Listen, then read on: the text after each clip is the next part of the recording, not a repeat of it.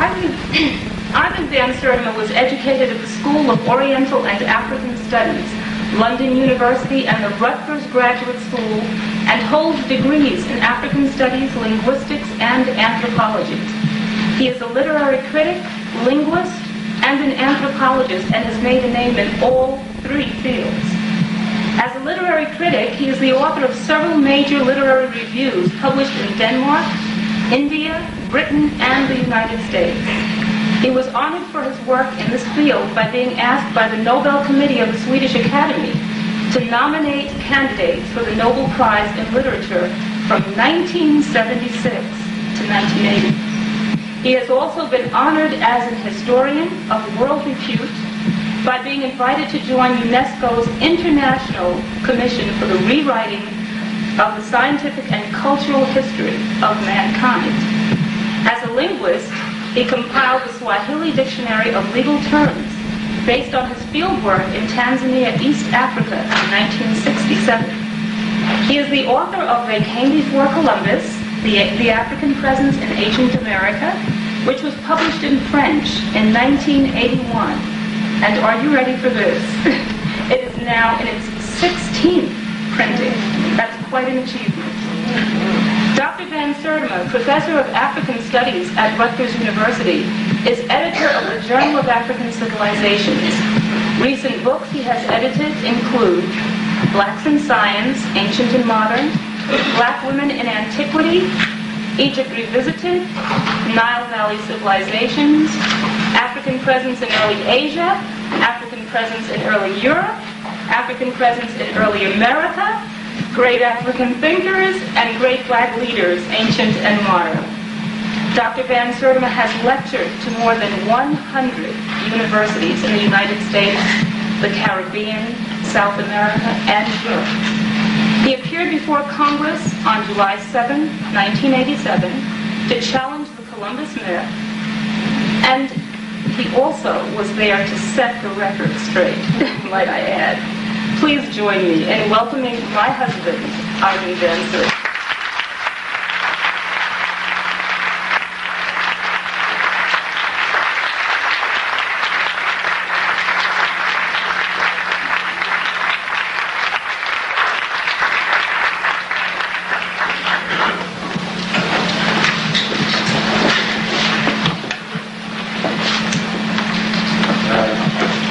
I'm a little overawed by that introduction. I've heard that before, but I want to dedicate this lecture naturally to my wife and to my son.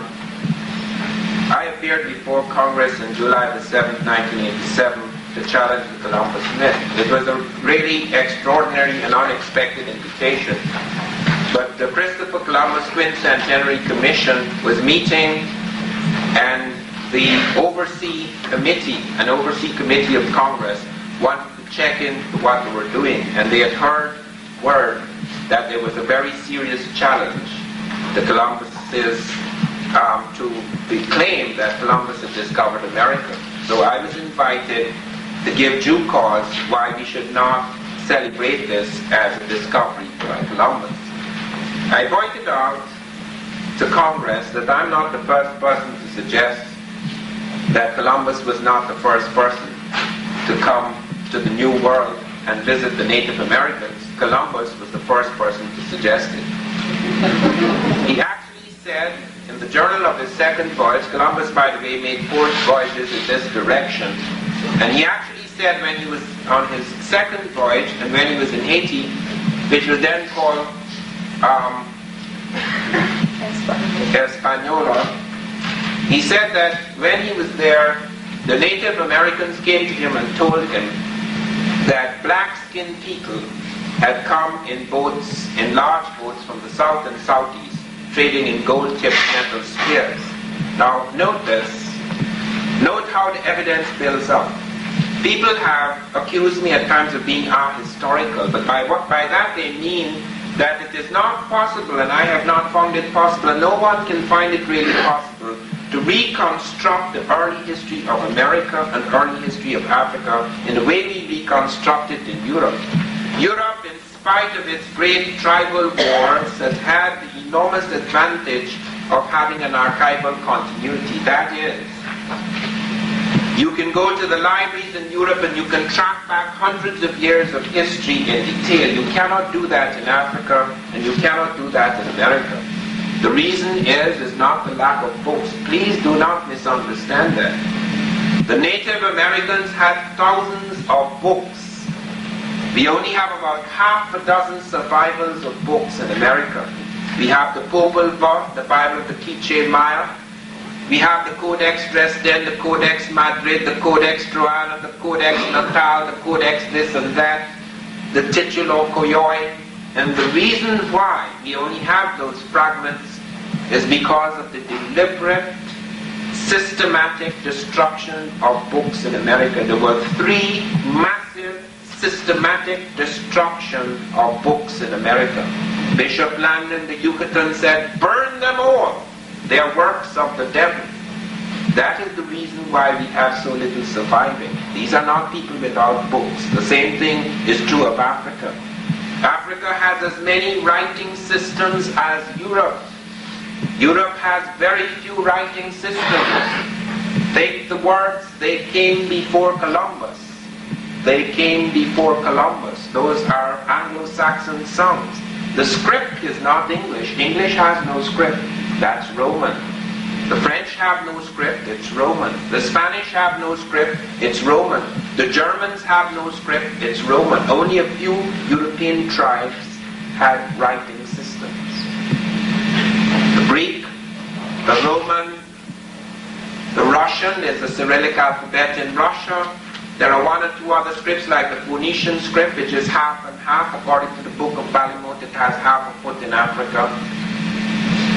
The Celtic script, no, the Phoenician script has half a foot in Egypt. The Celtic script has half a foot in Africa, inner Africa.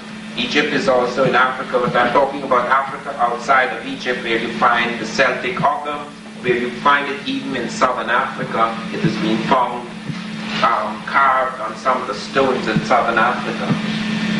Africa has just as many scripts. Africa has the Mande script. You can go back to Udmurtetek, 3200 BC, and find African writing on the Saharan rocks. You have the Mande script. At Udmurtetek, you have the Akan script, both a drum script and a written script. You have the Faka script, which is found in Suriname even to this day, the only script that traveled to America with Africans. You have the Meroitic script, which they're trying to crack at UNESCO. They have found 800 and something books, African books, pre-Christian books in Meroitic, which have not yet been deciphered. And then there is the Bai script, which is a modern variant of the Mande. And then there is the hieroglyphic script, which is proven to be pre-Egyptian. It is developed among Africans on the edge of the Sudan in a place called Kustal before it's moved up and developed further in Egypt. So it's not a matter of lack of writing, but you have massive destruction of African books as well. You have the destruction of books in the Library of Alexandria. When Bishop Theodosius ordered the fire to be put to the Library of Alexandria, we only have fragments. We still have medical books, 10 medical books surviving from Africa. Earlier than any medical books in the world, we still have mathematical papyri surviving from Africa, earlier than any in the world. We still have thousands of inscriptions by ancient Africans in the hieroglyphic script. And we have the destruction of libraries, the Timbuktu, which is razed to the ground twice. We've now found manuscripts under the ground, preserved in dry earth, which we're trying to recover. And then there's the destruction of the Moorish libraries when Africans and Arabs and some of the Jews and even some of the Europeans used the Arabic script when it was the language of Arabic was the language of science during the Moorish period. And you have the massive destruction again of books, 84,000 manuscripts destroyed in Granada. That is the reason why we have to go to all of these disciplines in order to reconstruct the history of America. So it's not an historical method, it's the only historical methodology that we can. We have to go we have to realize that because of this destruction, that history does not only exist in books, history exists in skulls, history exists in plants, history exists in languages, history exists in terracotta, clay sculptures or stone sculptures. History exists in all of these things. Every artifact, every ritual, every language, all of these things are links. It's like a detective story. This is one of the most extraordinary and exciting things about the reconstruction of the history of the New World and of Africa. That the explosion has occurred, but you can still pick up the pieces. I was very struck by the fact that the explosion occurred, the NASA spaceship flew up on its path, and we could not tell for months whether the spacemen knew they were going to die. We did not know that because the whole thing was scattered all over the Atlantic into thousands of pieces. And then eventually we found the black box and we heard one sound, oh oh. And we knew that the captain knew and the crew knew that something had gone wrong and that they started falling for 9 miles before they were crushed. And we discovered the black spaceman putting out his hand to tighten the seat belt of the other spaceman, and we know that they actually struggled and they actually knew they were going to die in that absolute final hour. It took months to discover that because we had to pick up all the pieces. That is the history of America and of Africa. Africa is an exploded star, a shattered diamond. And it becomes necessary to go in all parts of the world in various periods to pick up the pieces by going to various fields, various disciplines. So it's not an ahistorical method. Here is Columbus saying that the natives told him so. That's not enough, but look how the evidence piles up and becomes conclusive. Columbus, whether he believed it or not, he sent back samples of spears that these Native Americans in Haiti said they were trading with these black-skinned people. And when these spears were assayed in Spain by the Spanish metallurgists, they found to their astonishment that they were identical, not similar, identical with spears then being forged in African Guinea. These spears had the same ratio of gold, silver, and copper alloys as spears being forged in Africa. That is the metallurgical story. Apart from the oral tradition of the natives who told Columbus so, there's the metallurgical evidence. Then comes the linguistic evidence. The word they were using for these spears that these black traders had brought in boats was guanine. And he found a range of words along the Caribbean and in parts of South America, along that Atlantic coast of America. We found the word for gold, and for these gold-tipped spears were identical with the words along the Atlantic coast of Africa. Ghana, the name of a great African empire, the word means gold. It also means war leader. Ghana, Ghani, Ghanin, Guana, Guanabo. All of these words linked, the same words appearing in Africa and appearing in America on the same Atlantic coast crossed by the ocean. And then we find other strange words, words not connected at all yet meaning the same thing, arbitrary words. Nuka, Nuke, on both sides of the Atlantic, it's a gold word, it's used for certain types of jewelry. And Africans were particularly adept at the development and cultivation of special kinds of gold jewelry. Tua, a whole range of words, Tumbaga, all of these things connected with the gold trade are passing from one to the other. And then when we leave the linguistics, we find something even more astonishing. That the Portuguese who had entered West Africa very early, about 50 years before Columbus, saw a cotton growing plentifully along the Atlantic coast of Africa. Assuming it to be African, they took this cotton, this is before Columbus, 30 years before Columbus at least, and planted it into one of the Cape Verde Islands just off Africa. And when botanists studied this cotton, assuming it to be African, they put it in the lab, they found it was Gossypium hirsutum var. Okay, don't get confused by the strange terminology. Gossypium is cotton, hirsutum is an American brand of cotton, var is the variety punctatum. The variety punctatum of the hirsutum is not African. It is never formed in Africa. It could not have formed in Africa. It was formed here. How, therefore, could it come out of America and get into Africa unless somebody brought it over before Columbus? Because it was growing in Africa. It was taken out of Africa, put in the Cape Verde Islands, which belongs to Africa, it's just off Africa. And not only that, the Portuguese said to Columbus when he came back on his first voyage that they were aware that Africans were leaving in large boats going far to the west with merchandise. That's across the Atlantic Ocean. Now comes the other question. How could the Africans cross?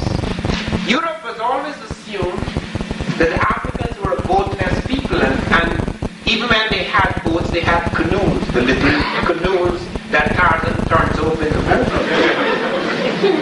Now that was the main problem, you see, because even though they knew that the continents were connected by a waterway, nobody could believe that Africans could cross that waterway.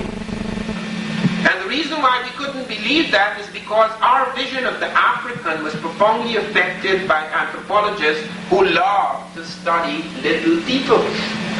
They went in the bush and they studied the little insignificant, irrelevant African. Now I'm not dismissing the African because I come from an insignificant, irrelevant part of British Guiana, what was then British Guiana. No way you could study my little forest village, exotic though it was, and get a sense of what was happening in Guyana proper. No way could you study my village and get a sense of what was happening in South American civilization. Do not for one moment believe that you could go anywhere in the world at any point of a civilization and get a sense of the civilization. If you came from outer space and went down in the Arizona desert and you just knocked around the sand and you saw a few people floating around, you wouldn't know we have atomic bombs and highfalutin computers and all of those things if you just stood in that desert. And I've often pointed to the story where I went to parts of Europe, in some parts which are extremely poor. They're not like the highly industrialized Western Europe, which had fed upon the labor of the world and the wealth of the world. They did not have the same built-up situation, and therefore they lived in a position where you could see they were very peripheral Europeans. Nobody went to study the peripheral European, and whenever you see the European, you see him at his best. You go back in time, you see the great Greeks and the great Romans. You go back to the living present, you go into the living present, you see the great industrialized European. It is only recently some of you had a chance to see what lies behind the Iron Curtain, and to see the kind of poverty and despair that lies in some of these places. But we judge the African always by his worst possible face. You never see the African on television unless he's starving or he has disease. You never see a parliament. Have you ever seen an African parliament? When I left London University and I went to the Dar es Salaam University, I could not believe my eyes. You see this room? I studied most of my life at London in a room a quarter of this size. That's London. That was a little room in London. You had some marvelous looking lecture halls, yes. But when I went to Tanzania and I saw the African University, London University looked like a joke. Now alright, so it is Ford helped to build it, but it's not his money, he got it from the Africans anyway. And the point I'm trying to make is that I'm not trying to compare modern Africa with modern Europe. That's a joke, because modern Africa is a far cry from what it could be. Okay, let us make no mistake about it. The exploitation of Africa is something extreme. And therefore do not expect to go running around Africa to find the advances and the developments I talk about. We go back into that history because it's necessary for us to connect to the very best that lay in that tradition, because if you want to be fed by a civilization and by its, you feed on its fine points, its 1,000 points of light, to borrow Bush phrase. Okay, you don't feed on its 1,000 points of darkness. This is how we deal with Africa, and when we deal with Europe, we deal with the 1,000 points of light. It is very important, therefore, this is central. That is what makes it so difficult. Who is aware of the fact, for example, that the Chinese report Africans were bringing elephants to them in ships 2 centuries before Columbus? You can't take elephants from East Africa across the Indian Ocean in dugouts. If you had put elephants in the Santa Maria, Columbus would have not gone very far. And the Mughals of India made the cities and African people admirals of the Indian Ocean out of respect for their shipping. The Chinese had such a magical idea about Africans in water that most of the poor fishes in China were Africans. So these are not the people who were new to boats. They had a range of boats both on the Niger and on the Nile. In fact, Africans spent more time trading on water than almost any other people, except those people who are on the edge of great waterways. Their waterways, the Nile and the Niger, there is no longer rivers in the world except the Amazon.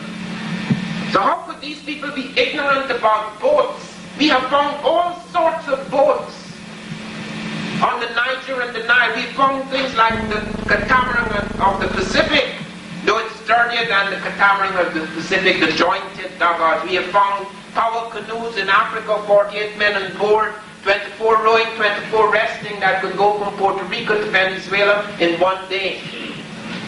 We have found ships that were older than Christ, 1,000 years before Christ, along the Lake Chad, along the Niger as well, the papyrus reed boat, which could cross the Atlantic. When Heyerdahl, the Norwegian explorer, pointed out that the Africans had ships that could cross the ocean thousands of years ago, people mocked. Papyrus reed boat, said the scientists, if you put papyrus reed in the ocean, it would get waterlogged and sink. And they actually proved it to their satisfaction. They took a big piece of papyrus reed and they put it in a lap tank and it sank. And Heyerdahl said, if I were to take a piece of the Queen Mary, which is made of iron, and put it in a lap tank, it would also sink. So flying in the face of these experiments, Heyerdahl actually had Africans, Abdullah the Jibrin and the Buduma people on Lake Chad, build a papyrus reed boat. And in 1969, the Africans, having reconstructed a boat that was used long before Jesus, put it on the Atlantic from Safi in North Africa and brought it all across the Atlantic without steering. The rudder broke on the first day and it came by itself on the currents. Nobody even bothered to enter into that study. That land and water are two totally different things. Land, once you are not hit by great tempests, and once you are not stilled by calms, water is easier to travel on than land. Heyerdahl showed that on the map, when he was coming from one of the Pacific islands, the map said 4,000 miles. When he clocked the time, it was 1,000 miles. Why? Because water is alive. It moves. This is a spinning star. It spins the water with it. The water moved, the ocean moved 3,000 miles in his favor. When he tried to get back, the ocean moved 3,000 miles against him. It took 7,000 miles to get back, 1,000 miles to come forward. You're really dealing with different phenomena. And most of our anthropologists, who know nothing about rivers and oceans, land lovers all, who went into bush land to study little peoples, to study all their variants and vectors, they had no idea what they were dealing with. The capacity to cross oceans existed for thousands of years. And it is far easier to cross the Atlantic for Africans than to cross the Sahara. It is 4 times more difficult to cross the Sahara than to cross the Atlantic. They discovered Africans had compasses in their caravans. E.W. Bovill, in his special book, The Caravan Train, he points to the presence of compasses in almost all the major African caravans. The Africans, in 1325, took 60,000 people across the desert to Cairo. Do you know what that means? Do you know the kind of organization and technology it involves? Do you know what it is to feed 60,000 people in a desert? Crossing a desert all the way from West Africa to Egypt. You must have mastered the art of preserving food. You must have mastered the art of finding water, because that desert is not a joke. It's not like the ocean. The ocean is alive. You go on those currents that move from Africa. There are 3 currents off Africa. One of them, the Cape Verde, spins you into the Caribbean or the Gulf of Mexico. The other one, the Senegambico, spins you to South America, into the Caribbean, into the Gulf of Mexico. The Southern African current does that, the same thing. There are no currents from Europe that spin you towards America. Europe is 3,000 miles away from America. Africa is only 1,500. Europe does not have the advantage of those currents.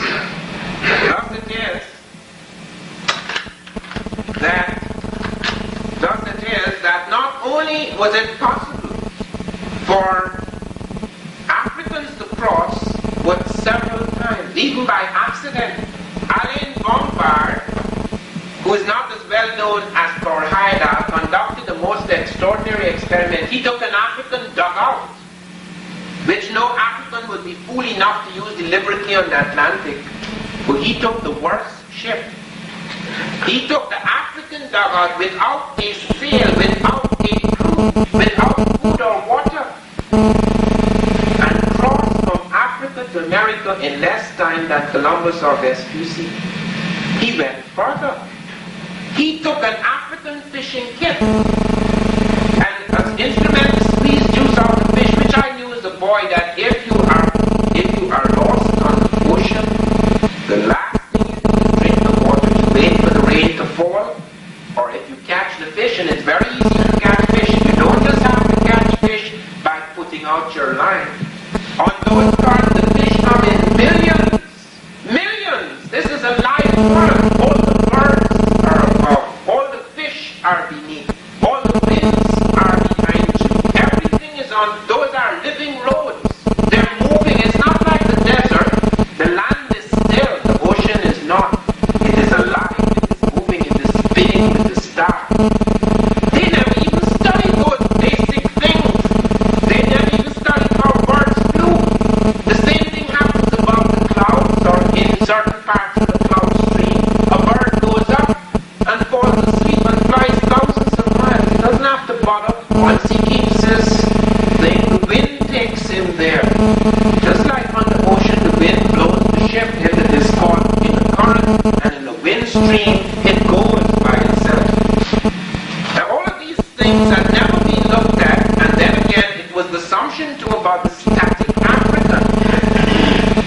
The African never moved. Like as I pointed out when I was doing the came before Columbus, I kept up correspondence with the South African.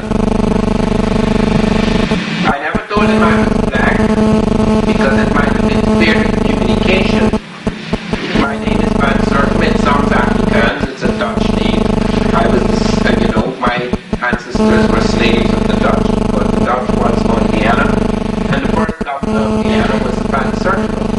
So I'm Van Sertima's slave, but I didn't have to tell him that.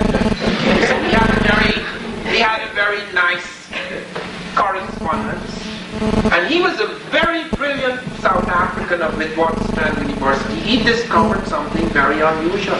Using linguistics alone, and on only a certain amount of archaeological evidence like the discovery at Ile-Ife of American males, he followed the movement of American males across the African continent. That was astonishing, because nobody dreamt that that American maize had entered Africa before Columbus, and he knew that was very... If you could prove one major plant that traveled across the ocean, you've got a hell of a thing, because plants don't travel by themselves, especially cultivated plants. And he showed how it was distinct from the sorghum of the Africans, and how it could be related back, because if they got it from X tribe, it carried X tribe's suffix to the name of the maize, or the name of the plant, and so it went right through. And then one day I was startled, because I had assumed that since this man had made this discovery, it had liberalized him. Because he was agreeing with me there were Africans in America before Columbus. Then he writes, Van Sertima, if you were to find the yam, the Caucasian and the Negro, all three of them West African trading items in America before Columbus, then someone must have brought them there. See the implications? The Negro is only an item. He's not a proper human being. So if you find him where he shouldn't be, someone, a proper human being, brought him there, like the yam and the Caucasian. And then I began, that thing shocked me so much that I began to look at Wiener very carefully, again because Wiener was considered to be a liberal. He had actually had big fights with his wife, who was very prejudiced. And then I began to realize that even though he had advanced, Wiener had, and was a liberal in his time, that he was still contained, because what he was trying to prove in his books, African, the Discovery of America, was yes, Africans had come to America before Columbus. He didn't go as far as the South African, that somebody brought them there, but he thought they were bringing Arab cultural electricity to America. They didn't have anything of their own. Even their magic, he tried to track back to the Arabs. So that what you were finding is that even men who had made major advances were imprisoned within the strictures of prejudice. They knew nothing about African science, they knew nothing about what had happened before the slave trade, and they were fed. Poor Wiener, he had no racist intentions, but he couldn't help himself, because man's mind and consciousness is shaped by the world around him. How can our children not think of the African or people of African descent as inferior when all the films show it to be so? I thought so. What did I know about the African? Whenever I saw him, he was with Tarzan. And it didn't strike me as strange that he was in the jungle, and yet this guy came in after him, and he was in charge of all the animals, and he did win the battle. It didn't strike me as strange. It always seemed to make sense, because he wasn't supposed to do anything but to be grateful that the white Tarmangani arrived on the scene. Now, because of these assumptions, we have difficulty. So that even when the discoveries are made, you cannot relate, because you have to shift. Something has to shift inside.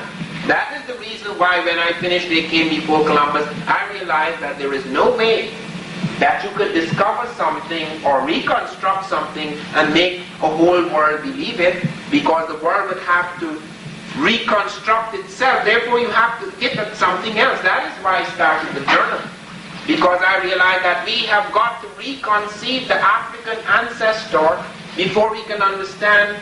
Even when we have new facts, we have to have a different vision to understand how those facts fit in.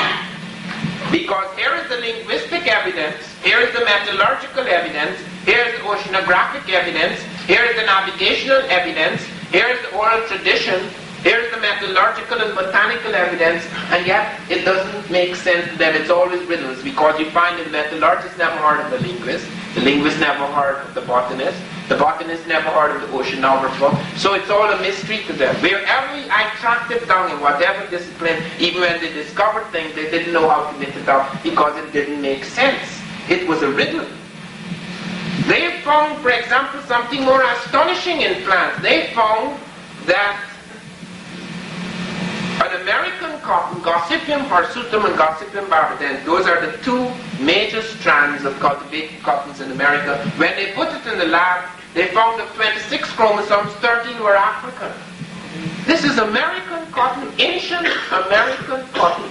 Not all that ancient, going back, say, about 2,000 years before Christ.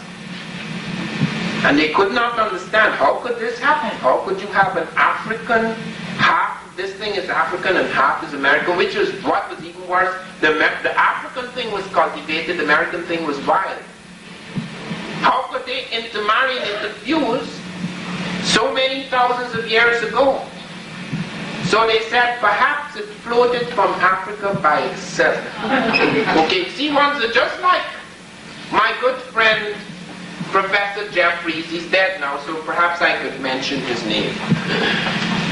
Of Witwatersrand University. If you find African hair, somebody floated him over. If you find his cotton hair, it came by itself. So they actually put it in a tank. Professor Stevens put the cotton in a tank to see if it could float from Africa by itself. He actually tried to simulate the temperature and salt water deposit in the Atlantic, the salination of the Atlantic, and then he put the cotton seeds, and after 2 weeks they sank. He was a little depressed, and then a bright idea struck him. Perhaps they may sink, but they may not die. So he tested them, he acid diluted it, and found in fact they hadn't died, and therefore he pursued it, saying perhaps they may sink, but they would cling to driftwood, submerge, and come to America. And then in the 3rd week the cotton seeds sank, and the experiment had to be abandoned. Then came a bright botanist, Proctor, who suggested birds flew from Africa to America with the cotton. Since blacks can't move, birds can. And then they found birds do not eat cotton balls for lunch. And they actually choked them with the cotton. They said that it may remain in their stomach, they may have accidentally picked up the seeds and it may remain in their digestive tracts over long periods. Then they found that wouldn't work, because when it came out of the digestive tract, it would lose both form and potency. Then they suggested perhaps it came across the Bering Straits. It was absurd, because the only possible cotton that could have come across the Bering Straits was an Asiatic cotton. And the Asiatic cotton, Gossypium arboreum, is a later mutation of the African cotton, Gossypium herbaceum, which is the ancestor of the American cottons, Hirsutum and Barbadense. So now they were faced with the real mystery. But they insisted on that until Hutchison showed that the frost would have killed it. Then it was abandoned, it was a riddle, it was a mystery. Because it involved the movement of African types, and since African types were seen in a certain context, you could not proceed any further. So I'm trying to show you that prejudice has made it difficult to build a scientific history. And the assumption too that unless it's written down, that it doesn't exist, and that when it is written down, that's it. When in fact the people who are writing it down have no idea of what they're doing, except they're making it so. You look at the Smithsonian. The Smithsonian now has an exhibit in Washington, D.C., in which they show all the early people to be white. Now all the discoveries show that that's not impossible, that men are not, there are no inferior superior races, but that the black figure born in Africa had to be born black because of the intensity of the sun and the ultraviolet radiation, etc. Yet they present him as pink because they can't jump. Okay, it's impossible to make that jump. Now you see, that imprisoning element in prejudice imprisons the people who are the objects of the prejudice. It also imprisons the people who project the prejudice.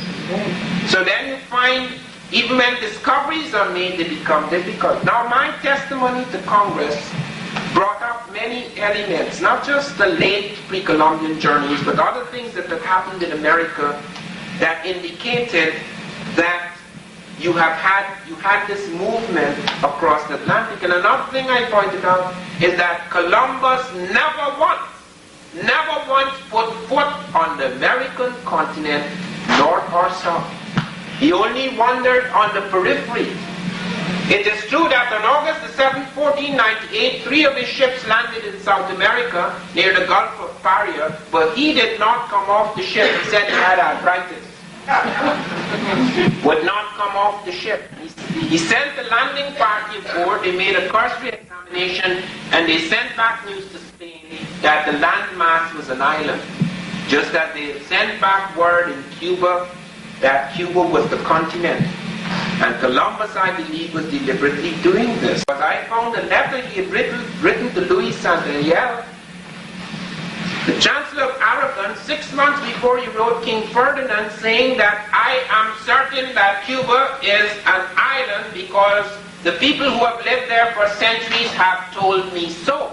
So that even though his little ships could not circumnavigate Cuba, which is very large, for little Columbus is Santa Maria, nevertheless he knew that was not the continent. But why was he doing this?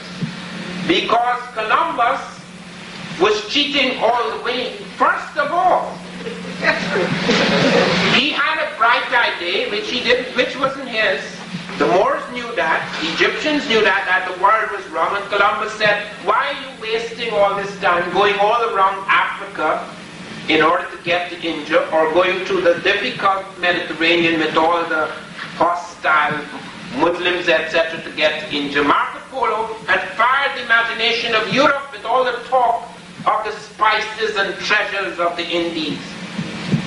So everybody was fighting to get to India, and the Portuguese were going all the way around the difficult Cape in order to get up into the Indian Ocean. And then Columbus comes along and says, since the world is wrong, you could go far to the west and end up in the east. Wasn't his idea, but that is correct. What the poor fella didn't know is that you would need an airplane to do it. Because if you move far to the west, you would meet another landmass.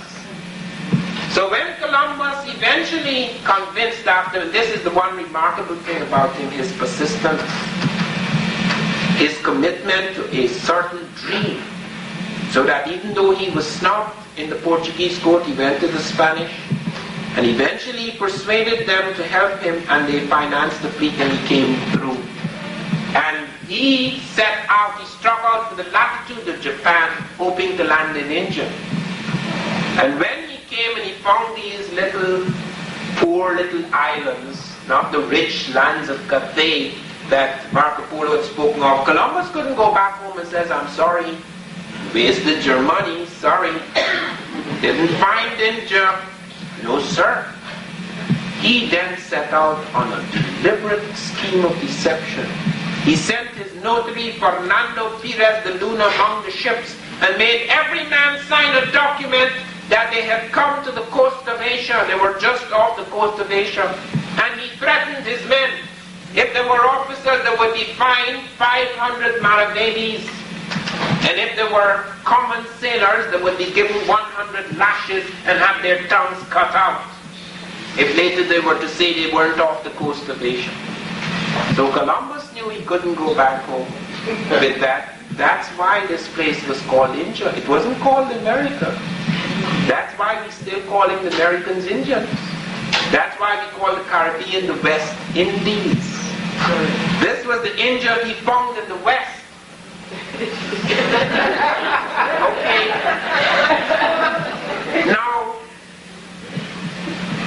this great dream and this great myth brought people in great numbers coming across the seas. Then is when Europe made advances that put it ahead of the world. Because nobody before, because Europe had to come in great numbers here to dream of gold and new lands, etc. Because Europe was suffering deeply. Europe is not an extremely large body of land. Many of its peasants were in great straits. Europeans suffered deeply. Just like other peoples, they had the tremendous population pressure in small lands. They needed to expand. And here was an opportunity so that even though gold was not found in the quantities in which they thought they would find it, and there were all these myths, it drew people here. And it is when they started to come across the seas in numbers that they started to develop new innovations among ships. And then, of course, the slave trade then halted the burgeoning technologies in Africa. It is very important to note, however, that the Industrial Revolution was not simply made possible by European genius and its expansion, It was made possible partly through the genius of other people. The Industrial Revolution is not simply a result of European genius, because there are so many elements that came into Europe just before the Renaissance. Europe had fallen into a dark age. After the glory of Greece and Rome had faded, Europe was struck by something worse than AIDS, the Black Death. AIDS had not yet reached the proportion which it kills 50% of our population, but it practically did that in certain parts of Europe. Cholera was rife, and there were some parts where you buried you, just like how you take out garbage. In the morning they were taking out bodies. And then came invasions. Invasions by Arabs and Africans. The Moorish invasion. The Muslims established 4 dynasties in the heart of Europe, in the Iberian Peninsula, up into Sicily, into Portugal, into Spain, and a small part of France. And many things were brought into Europe which now just passes as though it was all European. Windmills for the first time, crankshafts, worm and pinion gears operated hydraulically, algebra, that's not European in origin. Everything that could be translated from the ancient and medieval world out of Egypt, out of Persia, out of Timbuktu, out of Sankore, out of the Arab world, out of India, out of China, was brought into the courts of Morocco, in Africa, and in the courts of Spain and Portugal. Everything that could be translated was translated into Arabic, and that became the language of science. They brought strawberries for the first time into Europe. They brought lemon, they brought ginger.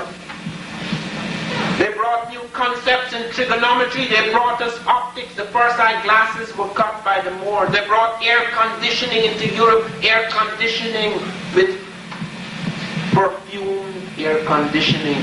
They ran it over beds of flowers. They took the water from the mountains and ran it down in lead pipes into the private houses. They introduced hot and cold water systems for the first time in Europe. They gave the Europeans ciphers. Europe had number systems, but it did not have ciphers. Today we count with ciphers. We do not have letters for numbers as the Europeans did. We have 0, 1, 2, 3, 4, 5, 6, 7, 8, 9. The Moors brought it out of India and brought it into Europe. And when they brought it to Europe, the Europeans would have none of it, because the church ruled numbers are works of the devil. It actually became a capital offense in the 17th century to study advanced mathematics and Arabic documents.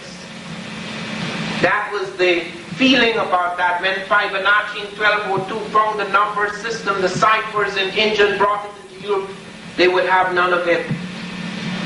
One cannot deny the tremendous achievements of Europe in science. Europe seized the technological initiative 5 centuries ago, and it is ahead of the rest of the world. But let us not forget that these things were not possible because of the genius of one people. Those were special circumstances that made this possible. Europe did not even invent the gun, which was to become so central in the conquest of the world.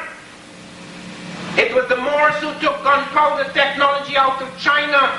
They were the first people to use the fire stick. You could see the Moors using the fire stick in their invasion of India.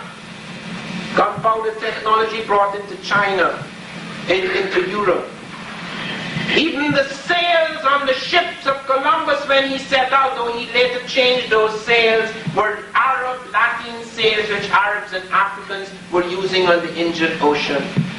Even the compass, the astrolabe, through the Greeks had taken the astrolabe, they'd refined the astrolabe, but the compass came out of China. The Moors had brought it in. It went through all sorts of Arab refinements before it turned up on European ships. So it's a world technology, a world brain, a world genius, the composite of many things that made these jumps possible. And it's only because of 5 centuries of slavery and second-class citizenship that we have come to believe that one people did it all and the other people did nothing. And that is why it becomes difficult now to restructure history. Because when we find new facts, we cannot accept them because they seem to make no sense in terms of the figures we're dealing with in our heads. And many haven't escaped this. It's not just a question of whites, because this is not a question of colors, it's a question of consciousness. Of being able to make that leap beyond colors. Of being able to become aware of what had happened in the world. That conquest was an extraordinary conquest. You can't talk about, as I said, the Congress, you can't commemorate 1992 as the achievement of one people. If you're going to have a commemoration, it has to recognize and celebrate cross-cultural streams, because that is what made America. America is not America because of Europe. The Native American gave us so many foods. It gave so many foods to Europe, that it doubled the food supply in Europe in 30 years. And the Africans didn't just give muscle, just sweat and blood and their freedom. They gave a lot more to enrich America. Therefore, if we're going to have a celebration, let us celebrate cross-cultural development that has made America what it is, rather than consolidate a myth in 1992. Well, after my testimony, the chairman of the Congressional Oversight Committee urged the Christopher Columbus Quincentenary Commission not to refer in future to this as a discovery, but merely as a contact, as an exploration. And of course, that annoyed them very much. One of the members of the Christopher Columbus Commission rushed out and told the New York Times, even if Columbus was not the first to come to the New World, he was the first to go back and give a press conference. But at least that's some kind of a modification, isn't it? Now, it is not just in the late pre-Columbian period that we have evidence of connection. Most important is the connection that occurred long, long before Columbus was a twinkle. And that connection occurred even before Christ, not just before Columbus, and it occurred in the most critical period of American history. Let us deal with that. What evidence do we have for this? Now, in 1858, some Mexican peasants in a village called Tres Zapotes discovered a large stone head. I wonder if you could throw the lights now, because you need to see some of these things.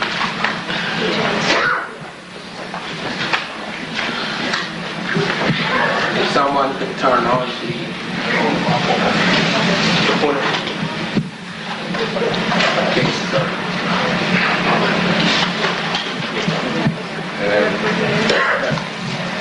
it's not working. I had to turn on the recorder. No, I don't need it.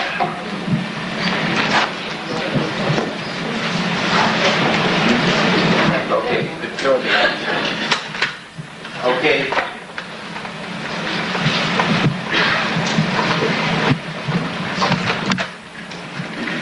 In this area, Tres Zapotes is where you see those diamond points. And by the way, wherever you see the diamond points, it's where they found an African presence. At Tres Zapotes, in 1858, Mexican peasants discovered a large stone head. This stone head had Africoid-type features, the jugular jaw, the broad nose, the full lips, etc. Now that can be not entirely dismissed, but it isn't enough, because one could say, well, there are some Asiatics, since Africa peopled the world, there are some Asiatic types who still retain a powerful Negroid or Africoid element. Okay, but now look at this. In 1862 came another discovery. This is a discovery now in 1862 where we not only saw the front of the head. Now this is 10 tons. One head, 10 tons. It's taller than a man. It's a colossal head. This is the side of that head. Now look at this. This is the back of the head. Now this has never been published Smithsonian or the National Geographic. It is as if it does not exist. This was found in files of the Smithsonian. The National Geographic loves photographs, but I never saw this one. In fact, this was so well hidden that the two leading proponents of an African presence in America, Ivan van Sertima and Alexander von Moutenot, who spent 45 years in Mexico, we did not know about this. We knew of the heads, but we didn't know about the braids. It doesn't even appear that they came before Columbus. You cannot imagine how many things are hidden and put aside because they are embarrassing. Why did Michael Coe, who wrote Ancient Mexico, knows all about these heads, never published this photograph? Why didn't the National Geographic? Because there is no head found in American sculpture that has the 7 braided hairstyle. That is found in Egypt, it is found in Nubia, it is found in parts of Western Africa, it's not found in Mexico. So it's not just a question about the broad nose and the full lips and the jug of the jaw, what they call prognathism, but there's a cultural element that is unusual. It is actually mentioned in the Spanish book by Beatriz de la Fuentes, and I only became aware of it, as I say, about 2 or 3 years ago. Now, we have found, even after they came before Columbus, they have found quite a number of these heads. One of them, in fact, I'm sorry I can't show it tonight because we don't have the slide for it. It's sunken in a pit, and one day it appeared with his face staring upwards. You know they haven't removed it from the pit yet. There's a big argument going on between the area or region in which it is found and the national government as who is responsible for taking it out of the pit. Now these heads, some of them look like Afro-Asiatic, obviously mixtures between an Africoid element and Asiatic element, but some of them are strikingly Africoid. Now people could say, but some Africoid types could have come across the Bering Strait. But the study of these types show that this is not a type that merely came in with the Asiatic and melted and blended into the billion-body gene pool of the Native American. These are new entrants. These are people who migrated at a specific point in time, because we have studied closely the sculpture of the early American before this head. The American did not learn his art at all from anybody from outside. This has nothing to do with art. Get that very clear. This is not artistic influence. These are potters or sculptors looking at something that is alien to them and noting its features, because this should not have been drawn here. It is deliberately cut out by the native because the helmet should have covered it, as it does in most of the cases. It's only in 2 cases we see hair on the stone heads, but in the terracotta we have dozens of the terracotta in which we can see the hair. Now this shows you the size of these heads. Now, in spite of the fact, as I say, that you have thousands of pieces made by the Native American, he does not make a colossal head. The African got very fascinated in Egypt and Nubia and parts of West Africa with making a head alone. The head was the seat of consciousness. Even in their sculptures where they make the whole body, you notice they have a tendency to make the head bigger than it is in proportion to the body. It's not that they don't know about proportion. It's because they consider it the seat of consciousness is more important. And this colossal head, 10 feet high, 6 to 9 feet high, weighing from 10 to 40 tons. This is a 38 ton. 38 ton. And Michael Coe was asked, why do you believe, okay, this is not one from America now, this is a stone head from Africa showing you the involvement with the kind of head. That's in Africa? That's in Africa.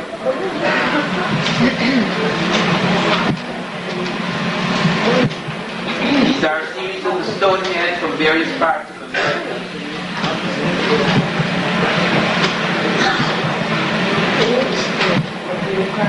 That is Lalok, that is not, that is the rain god. Now look at it closely.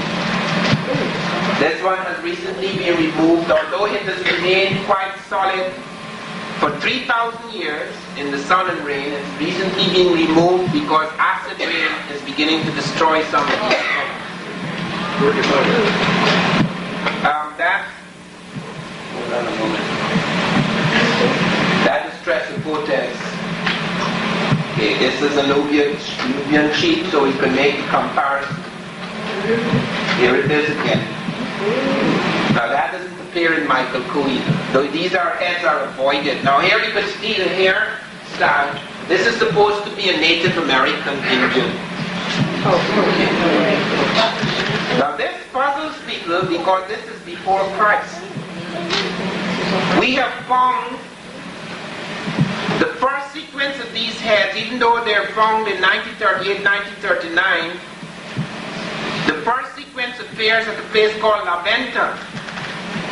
They found rooted on a wooden platform. The wood has been carbon dated because you can't carbon date this stone. So if it is found standing by itself, you can know it's very old, but you can't be sure of its age. But in the case, we were extremely lucky that in 1938, they found 4 of these stone heads rooted in the wood. 1939, rather, the expedition set out in 38. In 1939, they found 4 of these stone heads rooted in the wood in a ceremonial platform.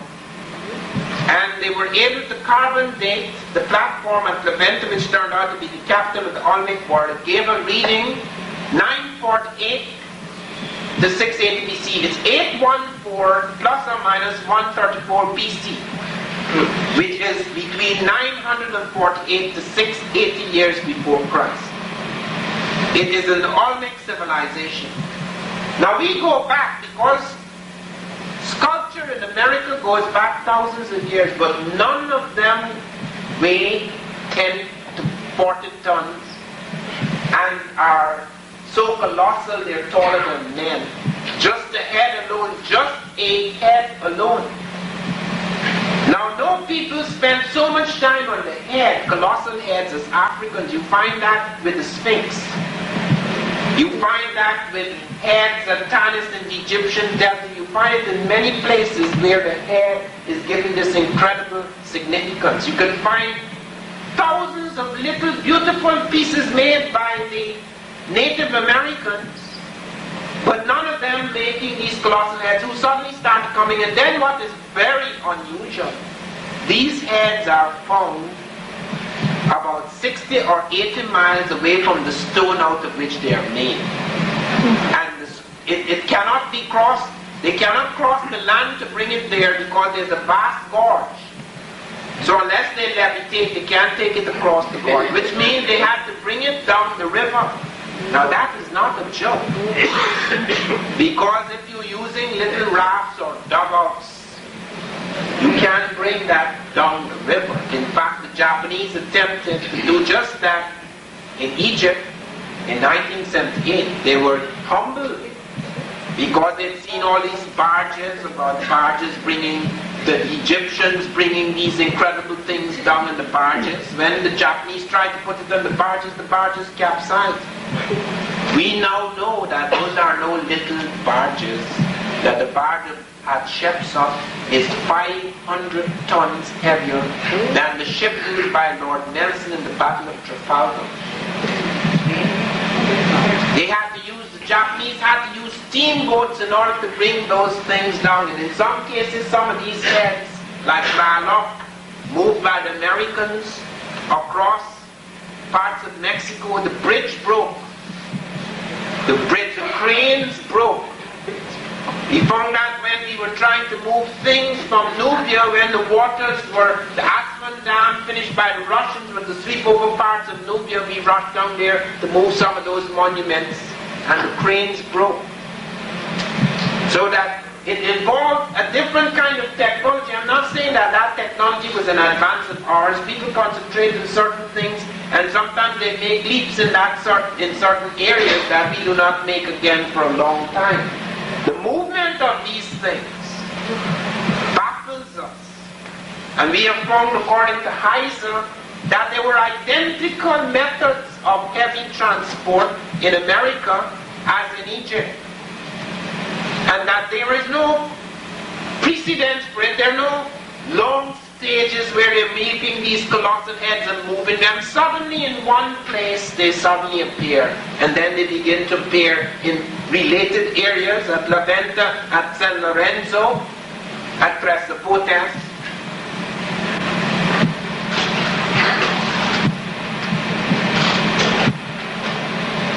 This is Spontanus in the Egyptian Delta. This is an enormous head too. This weighs more than 10 tons. And this is a reconstruction, imaginative reconstruction by von Huttenot. This was one of the Sudanese kings, pharaohs of the 25th dynasty, the end of the dating equation, and these are some of the stone heads from America around him.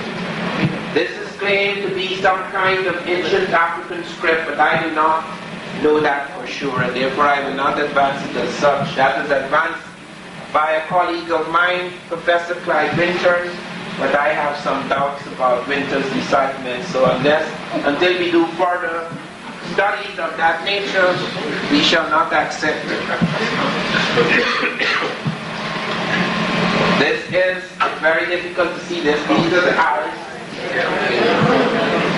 That is carved. Now there you have, as I say, not just Africoid type picture. Now you have a cultural element, okay, that is very interesting here.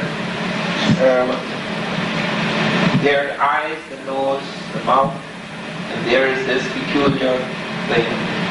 And you can't see it now, but there is a hand standing on the edge here. This is a Chalcatzingo. This is cut deep into the heart of a mountain.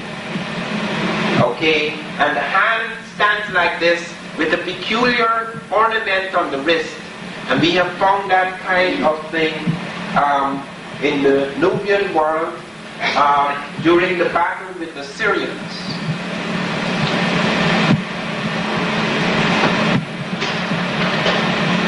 Now here come the terracottas. When the Science Digest did a story of me, which was very sympathetic in 1981, and they asked Michael Coe, who was the author of Ancient Mexico, why do you dispute Van Sertima's claim that some of those stone heads are African, some are Afro-Asiatic as a result of mixing with women in the Olmec world? And he says, no, the reason why those stone heads have broad noses and full lips is because the tools were blunt. It was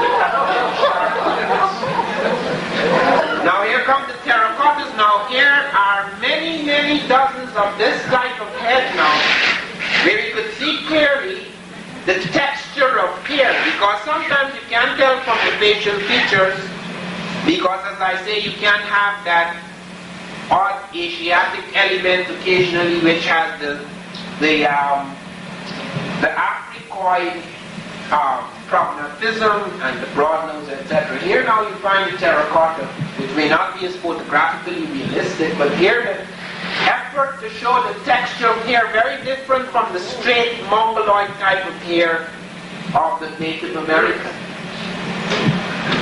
You can see it there. I held this in my hand. This is thousands of years old. This is before Christ. This is in the Olmec civilization. The Olmec, by the way, are the first major civilization in America, not the first culture. Okay, please make a note. There are cultures going back many, many hundreds of years in America before this. I'm talking about civilization, where you have a complex which stretches over a great number of tribes and places. It occupies and focuses over the great area, and it has certain distinctive elements. This is a woman from Xochipala in the Olmec world. Here she is again. Now here is the jaguar, which is Olmec. It is very native. Here is someone with a mixture. See, once again, the hair very closely. The texture of hair, but there's obviously a mixture between the Asiatic and the Africoid type. Now, there are many terracotta. Here is one from, this is the pyramid of Teotihuacan, the greatest pyramid in America. Now, that is no native India. Now, that is not in the Olmec period, but in the Teotihuacan was influenced by the Olmec. It was through the Mayan. Olmec became the mother culture of America. Now here is one who just pointed out down to the earrings, the necklace, some of the scarification which you could see on the other side of the face, the handkerchief, etc., and the use of black. Okay, you find that in some of the terracottas that they use different colors, the oxide dyes and the clay are used differently from that of the representation of native type. So you're not only getting physiognomy now, but you're also getting other elements. There you see it again, and Balmutulo shows you the comparison between a Nigerian woman and this woman you find in Teotihuacan. Teotihuacan is very unusual. It is the biggest pyramid in America. It has the same base as the Great Pyramid of Egypt. It is out by 1 meter, and they're allowing the meter now for faults in the reconstruction. It has movable capstones like the Egyptian pyramid, and they found that it wasn't just a step pyramid as people try to claim here that were merely used as temples. They found skeletons. They found burial urns, funeral urns inside of the pyramid of Teotihuacan, so that both the tomb and temple function is satisfied. We also have that at Palenque. I was with 48 Americans at Palenque some years ago in 1984. I don't make those trips anymore, but I took 100 people to see some of these sites, so they could see it firsthand. And we went to the Tomb Temple Pyramid at Palenque, and we had a remarkable guide, a Mayan, who would actually help to dig it out. And he came and he listened to my lecture about the Egyptians and so forth and so on. And he came up to me and says, I knew that for a long time. You haven't seen anything yet. There are 400 temples in this area. We have only dug up 2. And he said, would you come during the night with me? And I said, this is against Mexican law and I'm a foreigner. He said, don't worry, I know everything. I even know the police. Okay, but we didn't have time. But we will go back someday to check that out. But he brought us into the chamber. We went far down underground. We had an unfortunate incident that day because I had told all the people who were coming with me, you have to really exercise before you come on a trip like this, okay? Because you have to climb up pyramids, you have to go far below the ground in tombs. And we went far below the ground, and one of us fainted because the air is stifling. In fact, the first people who entered that tomb died because they have, like the Egyptians, they have traps. So that when you open up the stone, some peculiar thing comes out. It's either you get some snake bite. I don't believe that because the snake couldn't have survived that long. But there are certain things they plant there that kills the archaeologists. And we've had terrifying incidents with that in Egypt and in Mexico. Anyway, we went far down in there, and then we saw this incredible tomb with all these strange markings. And you want to know how on earth could they take this thing? This thing is so heavy. I'm sure it's heavier than this room. And it's put right into its niche. And it has all of these incredible inscriptions. And when you come down the steps, you must know how hard it is just to take a camcorder down the steps, much less to take something like that and put it into its perfect niche.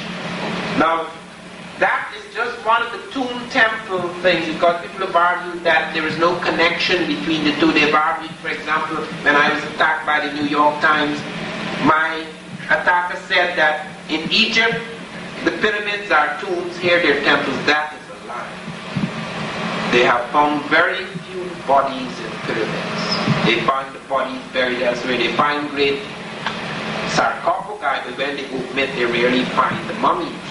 But even when they do, in the few cases that they do, you can show that there's a temple adjoining the pyramid, so that the tomb-temple function is not separated. And then the business about how in America it's all steps, whereas in Egypt it's all conical, that is not true. They began by building step pyramids, and we've x-rayed the pyramids and found steps inside.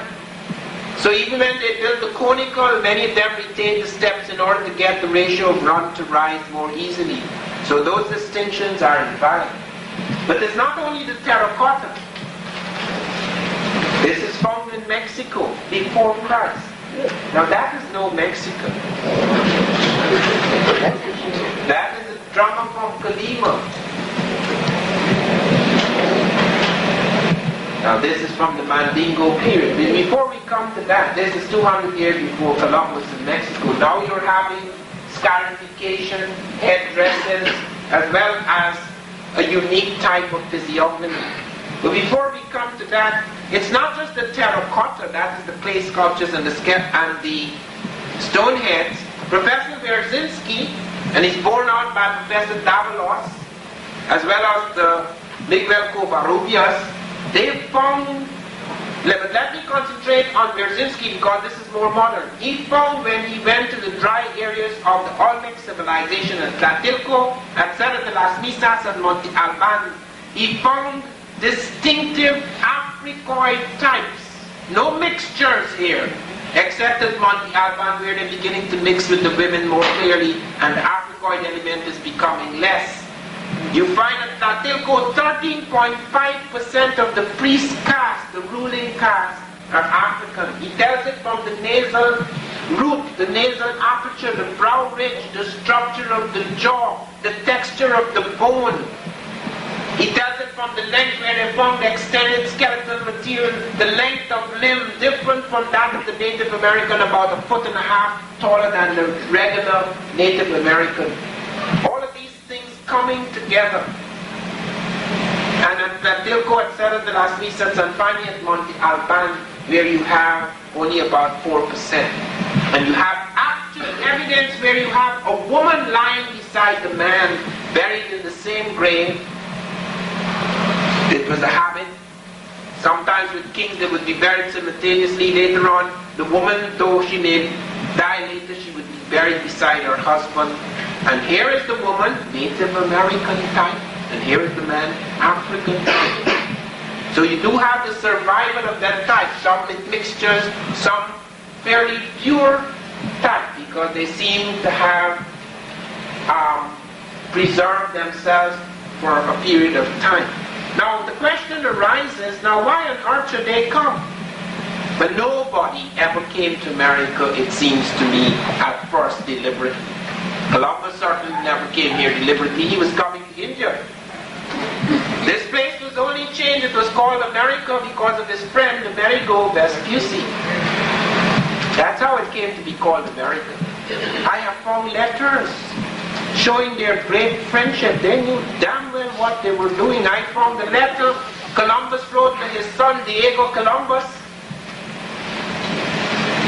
Vespucci is about to appear in court. Have him do this and do that and do this and do that. For the man would do anything for me. He said certain monies are being paid to me, but I cannot detail them in this letter. I'll detail them yonder. What money is he talking about? On one hand, he was getting money from the Portuguese, and on the other hand, from the Spanish. And that is why he was arrested. Columbus, on his fourth voyage, was arrested by Bobadilla and taken back. He and his brother Bartholomew were taken back like blacks in the holds of the ship to be tried in Spain for cheating the Spanish of his so-called discovery.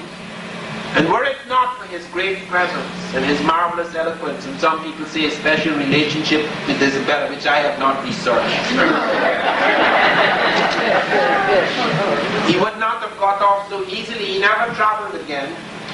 And you know, this story is not stopped, you know. Just a few months ago, the last survivor of Columbus was murdered.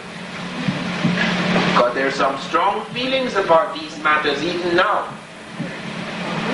Now the period we have just been dealing with, however, does not touch so much on Columbus. It touches on an earlier thing, and I will come back to it, because it's not just the physical evidences, because people say, okay, fine, fine, fine. So there may have been some African people who got shipwrecked, who reached America. Now, every major figure in the Columbus period reported blacks. Not just Columbus talking about what the natives told him in Haiti. Peter Martyr, the first historian of America, said that he saw blacks, that they were shipwrecked pirates. Okay? Lopez de Gomara said they saw blacks.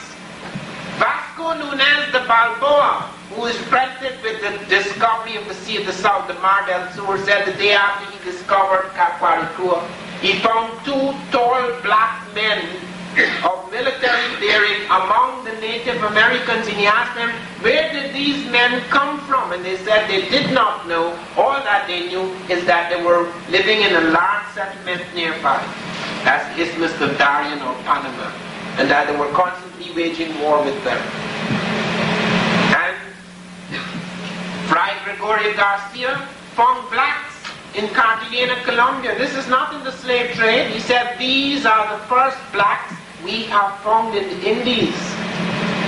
So where are they coming from unless they had settled in certain places? Why did Martyr report it, and Columbus report it, and Vasco Nunez de Balboa report it, and Lopez de Gomara report it? It was just a fiction. So in various times, sometimes by accident, sometimes deliberately, we know of one case that was very deliberate. And that was when Abu Bakr II, a king of Mali, actually set out on an expedition. He sent an expedition which got on the edge of the Amazon. One of them came back. He said he found the river in the middle of the sea, which is the great current that takes you into South America and the Caribbean. And then he set out himself, giving up his throne, abdicating. His brother, Mansa Musa, who was to become the greatest African of his time, and who took 60,000 Mandingo to Cairo, reported it in Cairo. It's recorded in documents. He spoke to the governor of Cairo. It's all recorded of the trip made by West Africans in this direction. But in the early trips, perhaps they started as accidents at sea. Many of them are accidents at sea. Alvarez Cabral, even as late as 1500, Alvarez Cabral was leading the Portuguese fleet. 7 ships right along Africa. A storm came up and blew them from Africa to America. Said he discovered Brazil. Brazil discovered him. He didn't know where he was going. In a few days, the storm and current had taken him to the edge of South America. Now these are some of the types that we find in America. This is not easy to come on, and I can understand why these are not in books. This, strangely enough, however, should be in books, because this is actually in the Museum of Anthropology in Mexico. This is another type showing scarification. Now this is Mandingo period, 200 years before Columbus, among the Mixtecs in Mexico. This is not a native Indian. These are from monks, early monks in Mexico. This is another one. Look how beautifully this is done. You don't need the camera. These are the descendants of 17 shipwrecked Africans in the early 16th century. This is post-Columbian. But note what happened here. It's very significant in South American history. 17 shipwrecked Africans were shipwrecked off Ecuador. And every one of them became a governor of a province in Ecuador. These are their sons, wearing Spanish ornaments, wearing Indian ornaments and Spanish garments. There is a whole story about them. Now this is very unusual, because one of the things that they left are scripts.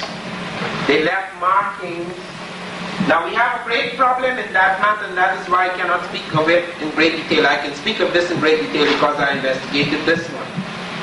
Barry Fell brought out a book the same time as I did called America BC. He was very viciously attacked, and his book came out the same time as mine, so I got the blasting too from the critic Lynn Daniel. Lynn Daniel, by the way, he's dead now. So, I mean, if he were alive, it would have been nice to have a debate with him. But he was a very dishonest person because he never came to any of the archaeological sites in America. He never studied African archaeology. He knew nothing about the two places. He, 12 years before he wrote his attack on my book and that of Barry Fell, he was writing detective novels in the manner of Ellery Queen. Because of his big name and his impeccable qualifications, he was given the task of writing the attack on me, and as my informant at the New York Times told me, when they first received the critique, they had to send it back and said, point to something specific, don't just slander them, point to something specific. That is when he brought up this nonsense about the pyramids, and he's never went inside the pyramids, he's never studied the structure of pyramids and the engineering involved, the mathematics involved, in the construction techniques. Now Barry Fell, most of his book was built on epigraphy. Now it's a whole new movement in that I today received a very significant document because there are many scientists who have come together in America to find out whether what Barry Fell has done is right or wrong, to dismiss those mistakes he has done and pursue very carefully and seriously what inscriptions lie in America that are not native to the Americans. So it has now fallen in more responsible hands. I don't want to attack my good friend Barry Fell because I followed him on this. I found this at the bottom of the Reef Bay Valley in St. John. Now how did I get into that? Because when I wrote my book, I never considered epigraphy at all, the study of ancient scripts. However, I brought out an essay in the New York Times on their op-ed page, Archaeology Discovery of an African Presence in America, which they subtitled Bad News for Columbus. And I mentioned about the discovery by the Smithsonian at the Hull Bay in the United States Virgin Islands of two African skeletons who were found in a grave at least 200 years before Columbus, a grave dated 1250 AD. And they found, in addition to the strata being pre-Columbian, that there was a pre-Columbian ornament around the forearm of one of the skeletons. They said that these were two Africans in their 30s, males. So typologically as well as stratigraphically it was pre-Columbian, but when they took them into the labs to study the African skeletons, they were startled.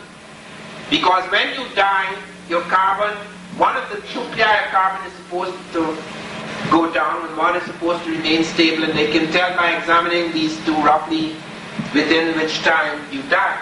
When they tried to do that with the Africans, they could not. There was a disturbance. We were later to find that the disturbance was something to do with American military activities. I am not allowed to speak about that, so I was not allowed to even see the skeletons. By the time they discovered in the lab something was wrong, absolute silence, everybody was moved away from that. But I went to the Virgin Islands and discovered these markings along here. This has been deciphered. It's the Tifinagh branch of a Libyan script which was used by southern Libyans, by a cliff-dwelling people in medieval Mali, by the Tamahak Berbers, and by other blacks living in the Sahara. This was carved in this stone at the bottom of the Reef Bay Valley. To plunge in, to cleanse yourself. This is water for ablution before prayers. And we have found this dot and crescent script, 7 instances of it across the United States and Mexico. This is the longest one found. This has been checked out not just by Barry Fell, whom I could not totally trust in this matter because of the problems that have arisen in epigraphy. This has been identified by the Libyan Department of Antiquities. Now I must close very quickly because we're running out of time. This is from Peru during the Moorish period.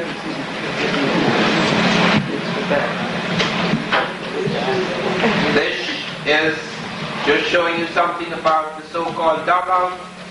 This is, however, a ship found on the Indian Ocean by the Swahili, used by the Swahili. This is the Ra one, used by rebuilt, it's the finance of Thor Haidal, but actually rebuilt by Abdullah Jibrin and the Baduma people on the Chad, which crossed from Safi, North Africa, into Barbados. These are the currents that took them there. These are the latitudes at which those currents appear. This is how Africa was connected up by caravan routes and rivers in early period before the slave trade. This is the most unusual map found establishing a connection between Africa and America. This map shows, here it is again, this map shows the correct latitudinal, longitudinal coordinates between the African Atlantic coast and the South American Atlantic coast, some islands in the Caribbean, even a little part of the coastline of North America. This map was found in Africa, in Cairo, in the Sac Library of Alexandria by Piri Reis. It has been established now from outer space as the most accurate map until the 20th century. Nobody in Europe could have drawn this map when it was found in 1513 by Piri Reis. 150 years after the death of Columbus, European encyclopedias reported that longitude had not been discovered and was undiscoverable. This showed the correct latitude and longitudinal coordinates. Only two people had mastered it, the Chinese and the Egyptians. The Chinese were not in the Atlantic. This map shows the Amazon River for hundreds of miles accurately. This map shows the Trata River in Colombia mapped for 300 miles accurately. Nobody mapped it like that until hundreds of years later in Europe, because longitude and latitude was only discovered in Europe in the 18th century. Let me quote Columbus. Columbus was despaired of his pilots. I have 8 or 9 pilots aboard my ships and they are like blind men. My pilots are so ignorant, I am not sure they can find again the lands I have discovered, unquote. This is in the Mount Olmec War now. These are now, look closely at the face. This is obviously a Native American face, it's not African. But look at the oddities that occur here where you have the double crown, which is only found among the Egypto-Nubians because of special things. Now, standing by itself, it's meaningless because you can always find parallels, odd parallels here and there between two peoples. But when you find a range of those parallels, arbitrary things, the double crown which appears nowhere else except among these two people, then you find things like this. Look at the bird and the serpent. Sorry you can't see this very clearly, but there is a bird above, there is a bird there, there's a serpent above there. Now the plume serpent does not appear in America at first, just the jaguar, which is native to them. Then comes the plume serpent. Here it is again among the Olmec. This has been worn, but you can still see the serpent and the bird. Very unique in the world. There is it among the Mayans, who were affected by Olmec. There's the serpent and the bird. There it is in Egypt. There it is in Olmec world. There it is among the Mayans, the bird serpent. The plume serpent was central motif among the Egyptians, and it became central motif among the Mexicans later. Here in Egypt, this is a special figure, Ptah, with his crook. Here is Ptah among the Mexicans. Here is Thoth, a little monkey with the moon above his head. Here he is among the Mexicans. Here is human-headed coffin found in Mexico. And again, it's found in art in Nubia, it's found in Mexico. Nobody made the human head on coffins. It's very odd. Here you found ritual opening the mouth ceremony. Here in Egypt, the snake-headed stick, the peculiar figure kneeling or sitting, something like an ant. Here it is again, the snake-headed stick. And then you see the priest. There he has this peculiar thing, the head above his head and the tail between his legs. Here you see it again. And both performing the same function. Here you find, forgive me, this is bad photography, my fault, okay? I took these pictures, okay? Please understand, I'm doing this very hurriedly, so you still see my paper clips. But the point I'm trying to prove here is a god, and these two gods are pouring cross streams or libations of him, just like you see in that picture with the cross streams, and they're performing the same function. There are lots of rituals like that found in both places. Here at Atlantis, holding up the world, this is a Potrero Nuevo. Here you see the four signs, that the four hieroglyphs of the sky that you find in Egypt, here you find it too, showing that there were four, and that there are two here, but they represent the four. Here is a peculiar thing. Now note this. Nobody has these hand-shaped spoons and this peculiar thing that is used here. Now, the name is the same. Copa in Mexico, Kupi in the Egyptian world, and they having the same function, the hand-shaped bowl. And here is the very first pyramid to appear in America. At La Venta, on those slabs you see there is where the first stone heads appear. Right on these slabs. Here is the first step pyramid in America. Is the first two pyramids, all appearing in the first place for the first time. Here are the first stone heads. 1, 2, 3, 4. Here is the first step pyramid. Here is the first true pyramid, all appearing in the same place, and all appearing on a north-south axis. Nothing else. No ceremonial center was ever built in America on a north-south axis. The north-south axis is only used in Africa for building pyramids. And suddenly it appears full-blown. This is what survives of it, because it was made of clay. 3.5 million cubic feet in volume. It took 18,000 men, 1 million man-hours to construct. And I think we'll close there. These are the books and tapes. Thank you very much.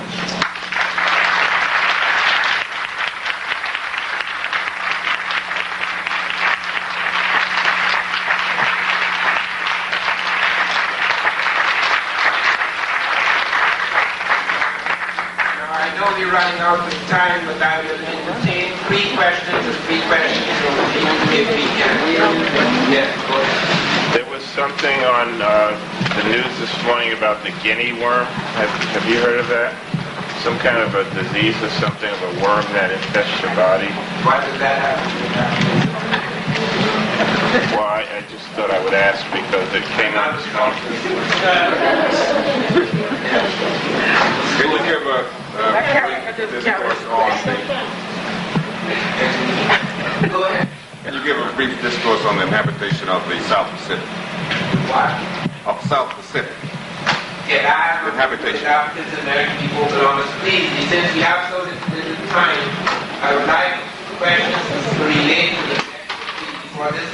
The study of the black in the world can cover millions of hours, okay? It's not as simple as we would like to think. It's very complex disease. So we let us concentrate on the African presence in American people phenomenon. The question of dating, right? Question of what? Dating. Yes. When you get to the Olmecs, when I was taking a course of anthropology at Rutgers, the professor was saying the body modeling, scarification, and everything was done by extraterrestrials, so forth and so on, completely ignoring the whole fact. The question of dating, I heard that the The Queen of Sheba sent an expedition 1000 BC to the Americas, so forth. It's not true. Okay? We have absolutely no evidence that dating, there are two types of dating that one can vouch for. Carbon dating is off sometimes about 100 years. Okay, but we were able to date, this has been dated twice by teams. They were able to date the platform, the ceremonial platform at Leventa, 948-16 BC. The second dating brought it closer to the 948 date. You cannot date the stone, but the stone was rooted in the wood, so that we know that the platform had actually been reconstructed to accommodate the stone sculpture. That is why we can get the dating. Then there's another dating for terracotta. Von Huteno and I, we each put $1,000 in order to take one disputed piece to be tested by thermoluminescence dating, and it came within the very period we were talking about. A piece that was clearly Africoid terracotta, Africoid features, and people disputed it and say, yes, it was merely found on the site, but it couldn't be of that date. It's not pre-Columbian or pre-Christian. So we went and we paid for it, and it was tested. And it showed that it fell within that dating. Yes. With the Hebrew map, when in the book Charles Happily says that certain land masses had formed, so forth in the Americas, but specifically in the western coast of Cuba, the mountains that you see above water, certain tributaries coming out of the ocean had formed fully.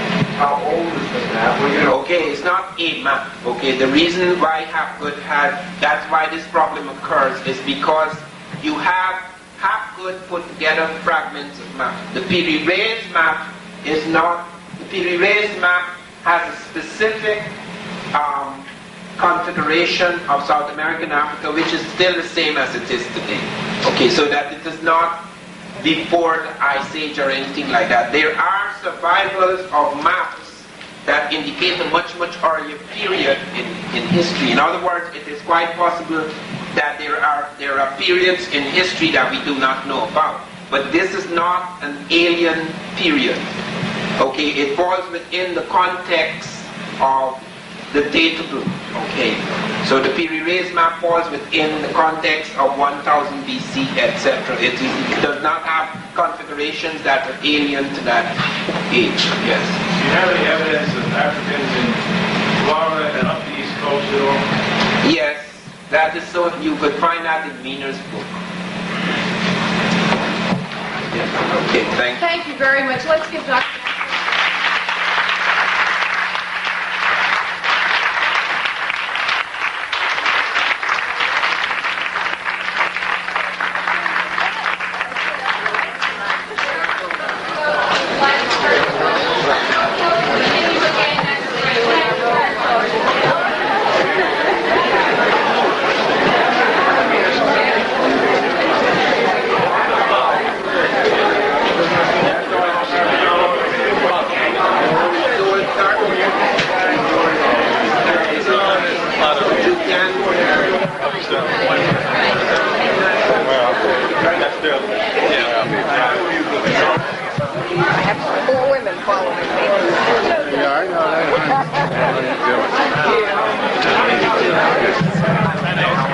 Knock everybody down. Go ahead, get out. No, I don't want to touch that.